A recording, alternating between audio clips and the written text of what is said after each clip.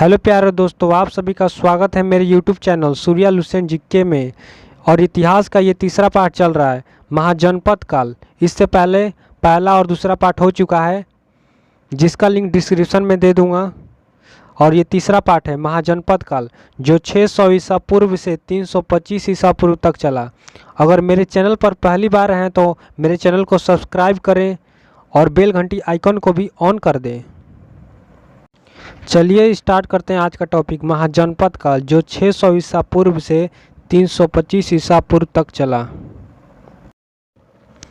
प्रश्न संख्या पहला है, सूची 1 को सूची 2 के साथ मिलान करना है। सूची 1 में महाजनपद दिया गया है और सूची 2 में उसकी राजधानी से मिलान करना है। तो ए है गंधार, गंधार की राजधानी तक्षशिला है, तो गंधार का हो जाएगा तक्षशिला, तो ए का हो जाएगा चौथा नंबर। बी है सुरसेन, सुरसेन की राजधानी मथुरा है, तो बी का हो जाएगा पहला नंबर मथुरा। सी है वत्स, वत्स की राजधानी कौशाम्बी है, तो सी का हो जाएगा दूसरा नंबर कौशाम्बी। डी है कौशल, कौशल की राजधानी श्रावस्ती है, जहां गौतम बुद्ध ने सर्वाधिक उपदेश दिया था, तो डी का हो जाएगा तीसरा नंबर श्रावस्ती, कौशल की राजधानी श्रावस्ती। इस प्रकार ऑप्शन नंबर ए सही होगा। नेक्स्ट प्रश्न है दूसरा, हर्यक वंश के किस शासक को कुणिक कहा जाता था? हर्यक वंश का ऐसा कौन सा शासक था जिसको कुणिक कहा जाता था? अजातशत्रु को कुणिक कहा जाता था क्योंकि अजातशत्रु ने अपने पिता बिंबिसार की हत्या की थी, इसलिए अजातशत्रु को कुणिक कहा जाता है। तो दूसरा का हो जाएगा सी नंबर अजातशत्रु। प्रश्न संख्या 3 है, किस शासक ने गंगा एवं सोन नदियों के संगम पर पाटलिपुत्र नामक नगर की स्थापना की थी? ऐसा कौन सा शासक था जिसने पाटलिपुत्र की स्थापना की थी? उदयन ने की थी, ऑप्शन नंबर बी होगा उदयन। नेक्स्ट प्रश्न है चौथा, शिशुनाग वंश का वह कौन सा शासक था जिसके समय में वैशाली में द्वितीय बौद्ध संगति का आयोजन किया गया? उसे काकवर्ण के नाम से भी जाना जाता है। काकवर्ण के नाम से किसको जाना जाता है? कालाशोक को जाना जाता है, ऑप्शन नंबर बी होगा कालाशोक। अगला प्रश्न है 5, 323 ईसा पूर्व में सिकंदर महान की मृत्यु हुई थी। 323 ईसा पूर्व में सिकंदर की मृत्यु कहाँ पर हुई थी? बेबीलोन में हुई थी, ऑप्शन नंबर बी होगा बेबीलोन में। नेक्स्ट प्रश्न है 6वां, सिकंदर महान एवं पोरस गुरु की सेनाओं ने निम्नलिखित में से किस नदी के आमने सामने वाले तटों पर पड़ाव डाला हुआ था? जो सिकंदर और पोरस के बीच जो युद्ध हुआ था वो कहाँ पर हुआ था? झेलम के नदी के किनारे हुआ था, ऑप्शन नंबर बी होगा झेलम के। प्रश्न संख्या 7 है, किस प्रकार का मृत भांड भारत में द्वितीय नगरीकरण या शहरीकरण के प्रारंभ का प्रतीक माना गया? तो 7 का हो जाएगा सी नंबर उत्तरी काले पॉलिशकृत बर्तन के। प्रश्न संख्या 8 है, पाली ग्रंथों में गांव के मुखिया को क्या कहा गया है? जो पाली ग्रंथ है उसमें गांव के मुखिया को क्या कहा गया है? भोजक या ग्राम भोजक कहा गया है, ऑप्शन नंबर बी होगा भोजक या ग्राम भोजक। अगला प्रश्न है 9वां, उज्जैन का प्राचीन नाम था। उज्जैन का प्राचीन नाम क्या है? अवंतिका है, ऑप्शन नंबर ए होगा अवंतिका। अगला प्रश्न है 10, नंद वंश का संस्थापक कौन था? नंद वंश का संस्थापक महापद्मनंद थे, ऑप्शन नंबर ए होगा महापद्मनंद। और अंतिम शासक थे घनानंद। अगला प्रश्न है 11, ग्रीक या यूनानी लेखकों द्वारा किसे अग्रमीज या जेनमीज कहा गया है? घनानंद को अग्रमीज कहा गया है, ऑप्शन नंबर डी होगा घनानंद। अगला प्रश्न है 12, प्राचीन भारत में पहला विदेशी आक्रमण किनके द्वारा किया गया था? ईरानियों द्वारा किया गया था। पहला प्राचीन भारत में पहला विदेशी आक्रमण ईरानियों द्वारा किया गया। ऑप्शन नंबर ए होगा ईरानियों द्वारा।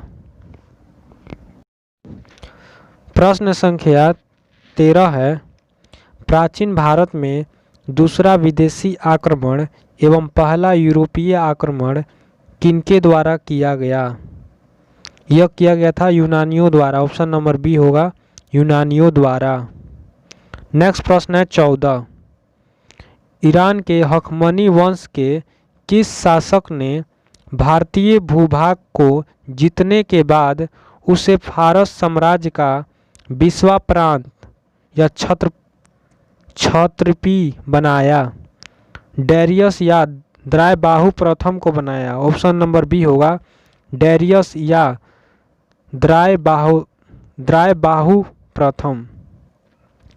नेक्स्ट प्रश्न है 15, हाइडेस्पेस या विस्तास्ता आधुनिक नाम झेलम का युद्ध 326 बीसी किन किन शासकों के बीच हुआ? जो हाइडेस्पेसिस का युद्ध हुआ था 326 ईसा पूर्व में, वो किन किन शासकों के बीच हुआ था? सिकंदर और पोरस के मध्य हुआ था। ऑप्शन नंबर ए होगा सिकंदर एवं पोरस के मध्य। नेक्स्ट प्रश्न है 16, सिकंदर ने भारत पर कब आक्रमण किया? 326 ईसा पूर्व में किया। ऑप्शन नंबर ए होगा 326 ईसा पूर्व में, ना कि 326 ईस्वी में। ऑप्शन नंबर ए होगा 326 ईसा पूर्व में। प्रश्न संख्या 17 है, सूची 1 को सूची 2 के साथ सुमिलित कीजिए। इसमें मिलान करना है। सूची 1 में शासक दिया गया है और सूची 2 में उसका वंश दिया गया है। कौन सा शासक किस वंश से संबंधित है उसको मिलान करना है। ए है बिंबिसार। बिंबिसार का हो जाएगा पहला नंबर। बिंबिसार हर्यक वंश का संस्थापक था, तो बिंबिसार किस वंश का था? हर्यक वंश। तो ए का हो जाएगा पहला।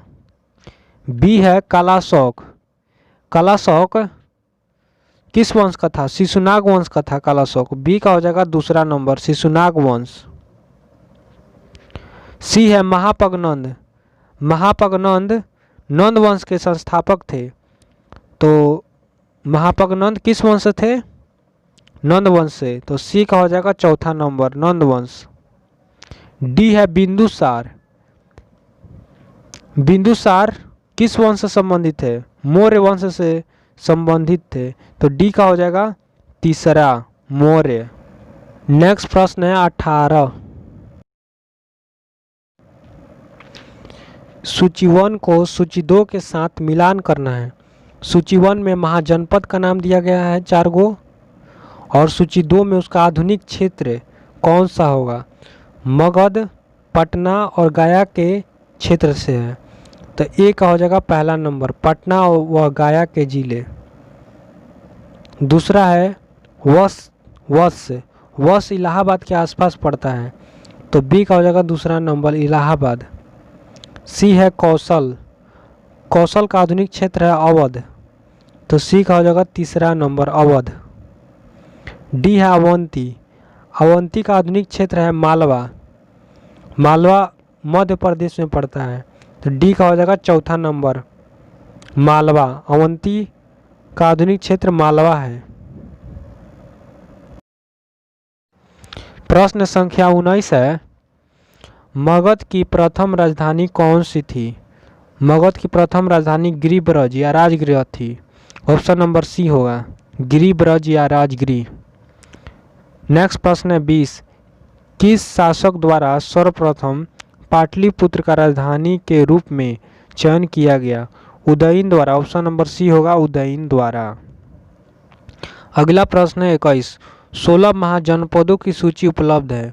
जो 16 को महाजनपद है वो किस में उपलब्ध है? अंगुत्तर निकाय में उपलब्ध है। ऑप्शन नंबर बी होगा अंगुत्तर निकाय में। अगला प्रश्न है 22, निम्नलिखित में से मगध का कौन सा राजा सिकंदर महान का समकालीन था? सिकंदर घनानंद के समकालीन आया था। ऑप्शन नंबर बी होगा घनानंद। प्रश्न संख्या 23 है, प्रथम मगध साम्राज्य का उत्कर्ष किस सदी में हुआ था?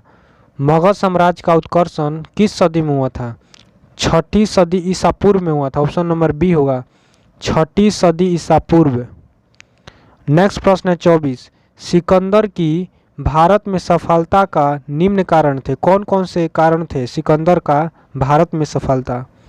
पहला कारण है भारत में तब कोई केंद्रीय सत्ता नहीं थी, ये भी सही है। दूसरा है उसकी सेना श्रेष्ठ प्रकार की थी, ये भी सही है। उससे देशद्रोही भारतीय शासकों का सहयोग मिला, ये भी सही है। वह एक अच्छा प्रशासक भी था, ऑप्शन नंबर चौथा भी सही है। इस प्रकार ऑप्शन नंबर डी सही है। पहला, दूसरा और तीसरा और चौथा चारों सही है, ऑप्शन नंबर डी। प्रश्न संख्या 25 है। सूची 1 को सूची 2 के साथ सम्मिलित करना है। सूची 1 में राजा दिया गया है, राजा का नाम, और सूची 2 में उसका राज्य, कौन सा राजा किस राज्य का था उससे मिलान करना है। ये है परघोत। परघोत राजा किस राज्य का था? परघोत अवंती का राजा था। ए का हो जाएगा तीसरा नंबर अवंती। बी है उदयन। उदयन किस राज्य का राजा था? उदयन वत्स का राजा था, तो बी का हो जाएगा वत्स दूसरा। सी है परसेनजीत। परसेनजीत किस राज्य का राजा था? परसेनजीत कौशल राज्य का राजा था, तो सी का हो जाएगा चौथा नंबर कौशल। डी है अजातशत्रु। अजातशत्रु का राज्य मगध था, तो डी का हो जाएगा पहला नंबर मगध। इस प्रकार ऑप्शन नंबर सी सही होगा। नेक्स्ट प्रश्न है 26। अभिलेखीय साक्ष्य से प्रकट होता है कि नंद राजा के आदेश से एक नहर खोदी गई थी। कहाँ पर खोदी गई थी? कलिंग में खोदी गई थी, ऑप्शन नंबर सी होगा कलिंग में। और मेरे चैनल पर पहली बार हैं तो मेरे चैनल को सब्सक्राइब करना ना भूलिएगा। चलिए अगला प्रश्न देखते हैं। प्रश्न संख्या 27 है। पहला ईरानी शासक जिसने भारत के कुछ भाग को अपने अधीन किया था। डेरियस ने अपने अधीन किया था, ऑप्शन नंबर सी होगा डेरियस। नेक्स्ट प्रश्न है 28। मगध के राजा अजातशत्रु का सदैव किस गणराज्य के साथ युद्ध रहा?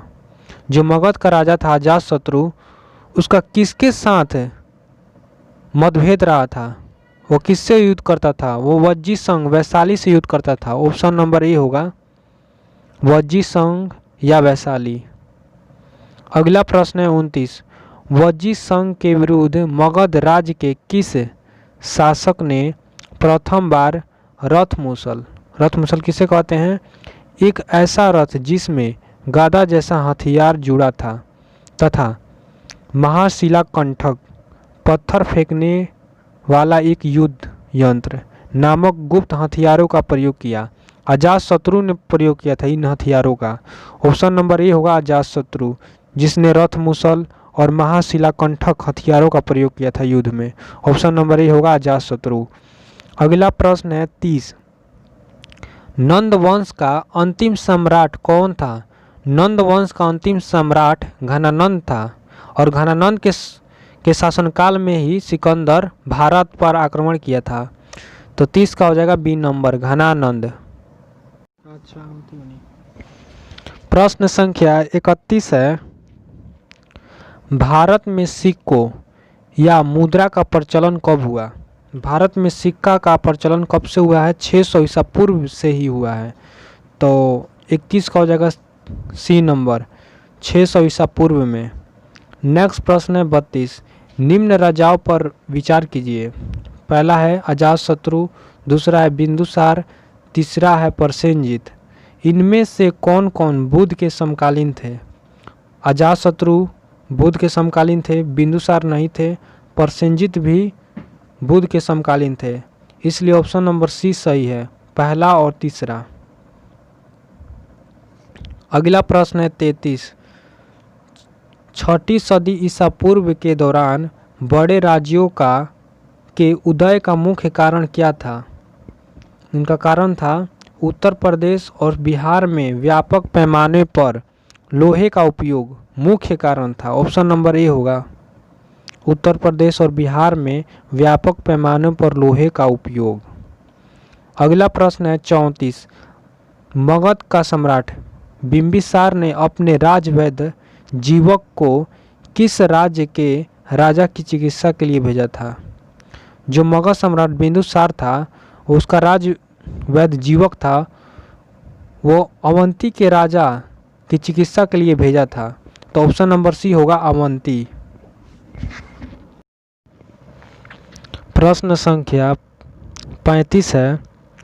किस शासक ने अवंती को जीतकर मगध का हिस्सा बना दिया? शिशुनाग शासक ने अवंती को जीतकर मगध का हिस्सा बना दिया। ऑप्शन नंबर सी होगा शिशुनाग। अगला प्रश्न है 36। किस मगध सम्राट ने अंग का विलय अपने राज्य में कर लिया? बिंबिसार मगध सम्राट ने अंग का विलय अपने राज्य में कर लिया। ऑप्शन नंबर ए होगा बिंबिसार। अगला प्रश्न है 37।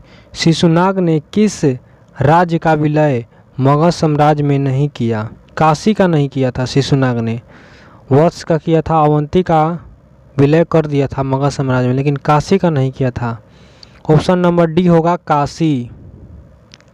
अगला प्रश्न है 38। काशी और लिच्छवी का विलय मगध साम्राज्य में किसने किया था? ऑप्शन नंबर बी होगा अजातशत्रु ने किया था। Option number B Ajatashatru. अगला प्रश्न है 39। मगध साम्राज्य के बारे में कौन सही नहीं है?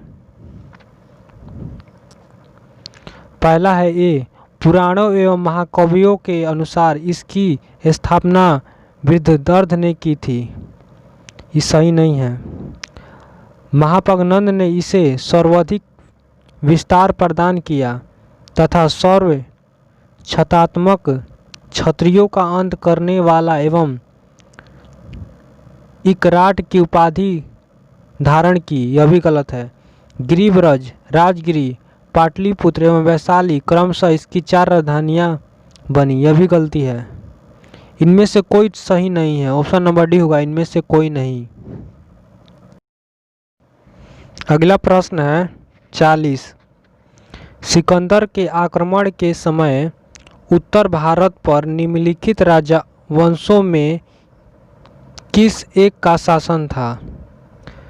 सिकंदर घनानंद के शासन काल में आया था और घनानंद नंद वंश का शासक था। तो ऑप्शन नंबर ए होगा नंद। नंद के शासन में सिकंदर ने आक्रमण किया था भारत पर। अगला प्रश्न है 41। निम्नलिखित में कौन सा एक ईसा पूर्व 6ठी सदी में प्रारंभ में भारत का सर्वाधिक शक्तिशाली नगर राज्य था? गंधार की, काम्बोज की, काशी की, मगध? सबसे शक्तिशाली नगर राज्य मगध था। ऑप्शन नंबर डी होगा मगध। अगला प्रश्न है 42। निम्नलिखित में से कौन कौन से भारत पर ईरानी आक्रमण के प्रभाव के रूप में माना जाता है? ख्रोष्टी लिपि का प्रचार माना जाता है। दूसरा है अभिलेख उत्कृष्ट करने की कला का प्रचार, ये भी सही है। ईरानियों की छत्र प्रणाली का प्रचार, ये भी सही है। घंटा आकार के गुंबज की कला का प्रचार, ये भी सही है। स्त्री अंग राक्षसों की नियुक्ति, यह भी सही है। ऑप्शन नंबर डी होगा पहला, दूसरा, तीसरा, चौथा, पांचवा सब होगा। अगला प्रश्न है 43। निम्न में से कौन सा एक सिकंदर के आक्रमण का प्रभाव नहीं था? उसने भारत को यूनान की रियासत बनाया, यह प्रभाव में नहीं था। ऑप्शन नंबर डी होगा उसने भारत को यूनान की रियासत बनाया। अगला प्रश्न है 44।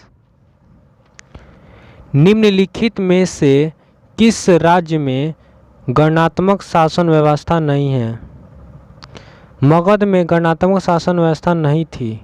ऑप्शन नंबर डी होगा मगध। कुशीनगर के मलल में था, वैशाली के लिच्छवी में भी था, कपिलवस्तु के शाक में भी था, मगध में नहीं था, इसलिए ऑप्शन नंबर डी होगा मगध।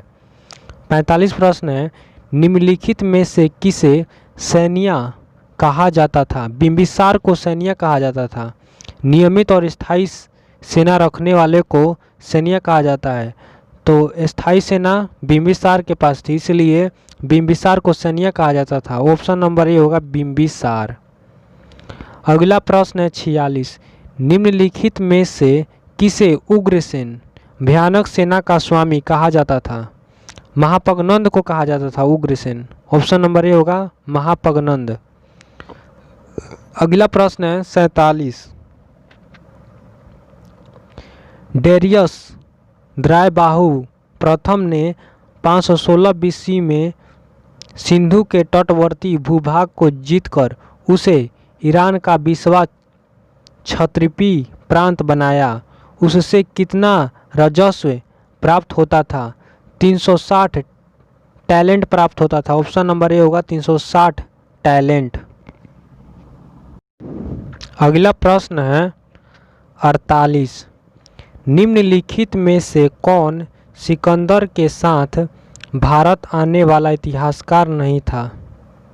नियाकर्स सिकंदर के साथ आया था। एनासिक्रिटिस भी आया था। एरिस्टोबुलस भी आया था। हेरोडोटस नहीं आया था। इतिहासकार हेरोडोटस सिकंदर के साथ भारत नहीं आया था। ऑप्शन नंबर डी होगा हेरोडोटस। अगला प्रश्न है 49। महाजनपद काल में श्रेणियों के संचालक को क्या कहा जाता था? श्रेष्ठिन कहा जाता था। ऑप्शन नंबर ए होगा श्रेष्ठिन। अगला प्रश्न है 50। गृहपति का अर्थ क्या होता है? धनी किसान होता है। ऑप्शन नंबर ए होगा धनी किसान। मेरा ऐसा ही वीडियो देखने के लिए मेरे चैनल को सब्सक्राइब करें। चलिए आगे देखते हैं। अगला प्रश्न है 51। सूची 1 को सूची 2 से मिलान करना है। कौन किससे संबंधित है उससे? ये है अष्टक कुलक किसे कहते हैं? परामर्श दायी संस्था को अष्टक कुलक कहते हैं, इसलिए ये का हो जाएगा पहला नंबर परामर्शदायी संस्था। बी है महामात्र किसे कहते हैं? उच्च कोटि के अधिकारी को महामात्र कहते हैं, तो बी का हो जाएगा दूसरा नंबर उच्च कोटि के अधिकारी। अगला प्रश्न है सी। बलि साधक क्या है? किसानों से कर वसूलने वाला अधिकारी को बलि साधक कहते हैं, तो सी का हो जाएगा तीसरा नंबर किसानों से कर वसूलने वाला अधिकारी। डी है सोलक्की या शुल्काध्यक्ष क्या है? शिल्पियों व व्यापारियों से शुल्क या चुंगी वसूलने वाला अधिकारी को शुल्काध्यक्ष या सोलक्की कहते हैं, इसलिए डी का हो जाएगा चौथा नंबर। इस प्रकार ऑप्शन नंबर इसका ए सही है। अगला प्रश्न है 52। मगध के किस प्रारंभिक शासक ने राज्यारोहण के लिए अपने पिता की हत्या की एवं इसी कारणवश अपने पुत्र द्वारा मारा गया? अजातशत्रु अपने पिता की हत्या की थी, इसलिए वह अपने पुत्र उदयन द्वारा मारा गया था। ऑप्शन नंबर बी होगा अजातशत्रु। प्रश्न संख्या 53 है। विश्व का पहला गणतंत्र वैशाली में किसके द्वारा स्थापित किया गया? लिच्छवी द्वारा स्थापित किया गया। ऑप्शन नंबर डी होगा लिच्छवी। प्रश्न संख्या 54 है। सूची 1 को सूची 2 से सम्मिलित कीजिए। मिलान करना है। सूची 1 में महाजनपद दिया गया है और सूची 2 में उसकी राजधानी दिया गया है। पहला है कुरु। ये है कुरु। कुरु की राजधानी इंद्रप्रस्थ है। कुरु की राजधानी इंद्रप्रस्थ, तो एक हो जाएगा चौथा इंद्रप्रस्थ। बी है पंचाल। पंचाल की राजधानी अहिछत्र है। पंचाल की राजधानी अहिछत्र है, तो बी का हो जाएगा तीसरा नंबर अहिछत्र। सी है कौशल। कौशल की राजधानी साकेत है तो सी का हो जाएगा पहला नंबर साकेत। डी है वश, वश की राजधानी कौशाम्बी है तो डी का हो जाएगा दूसरा नंबर कौशाम्बी। इसलिए इसका ऑप्शन नंबर बी सही होगा। अगर मेरे चैनल पर पहली बार आए हैं तो मेरे चैनल को सब्सक्राइब कर लें, जिससे कि मेरे को मोटिवेशन मिलता रहे वीडियो बनाने के लिए। चलिए आगे देखते हैं। 55 निम्न में से कौन एक बौद्ध ग्रंथ 16 महाजनपदों का उल्लेख करता है? अंगुत्तर निकाय में 16 महाजनपदों का उल्लेख है। ऑप्शन नंबर ए होगा अंगुत्तर निकाय। अगला प्रश्न है 56 छठी शताब्दी ईसा पूर्व का मत्स्य महाजनपद कहाँ पर है? मत्स्य की राजधानी विराटनगर है और मत्स्य महाजनपद राजस्थान में पड़ता है। ऑप्शन नंबर बी होगा राजस्थान में।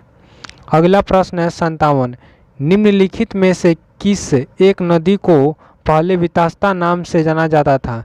झेलम का प्राचीन नाम वितास्ता है तो बी होगा झेलम। और जहाँ पर सिकंदर और पोरुस के बीच युद्ध हुआ था झेलम नदी के किनारे, और झेलम का प्राचीन नाम वितास्ता है और इस युद्ध को हाइडेस्पेसिस का युद्ध भी कहते हैं। और यहाँ पर महाजनपद काल समाप्त होता है। कुल 57 प्रश्न था, 1 से लेकर 57 प्रश्न हो चुका है। फिर मिलेंगे अगले वीडियो में। स्टार्ट करेंगे तीसरा पाठ का दूसरा भाग धार्मिक आंदोलन के बारे में। तो मेरे चैनल को सब्सक्राइब कर लें, जिससे कि मेरे को मोटिवेशन मिलता रहे। जय हिंद, जय भारत। हाय फ्रेंड्स, मेरे चैनल सूर्या लुसेंट जीके को सब्सक्राइब करें, लाइक करें, ज़्यादा से ज़्यादा शेयर करें और कमेंट करके बताएं कि मेरा वीडियो कैसा लगा। और साथ में बेल घंटी आइकन को भी ऑन कर ले, जिससे कि मेरा लेटेस्ट वीडियो आपके पास पहुंच सके। जय हिंद, जय भारत।